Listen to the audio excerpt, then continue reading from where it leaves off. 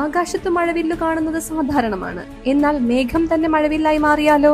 ഇക്കഴിഞ്ഞ മെയ് 12-ന് ഇന്തോനേഷ്യയിലെ ആകാശത്ത് പ്രത്യക്ഷപ്പെട്ട ഈ പ്രതിഭാസമാണ് ക്ലൗഡ് ഇറിഡിസെൻസ്. എല്ലാ മേഘങ്ങളിലും ഈ നിറങ്ങൾ ഉണ്ടാകില്ല.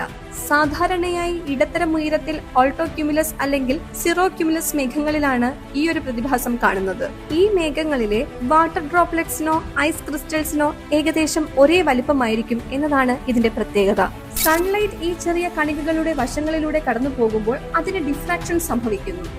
ലൈറ്റിന്റെ വേവ് ലെങ്തിനനുസരിച്ച് ഓരോ നിറവും വ്യത്യസ്ത കോണുകളിൽ ചിതറുന്നതുകൊണ്ടാണ് ഈ മനോഹര ദൃശ്യം സാധ്യമാകുന്നത്.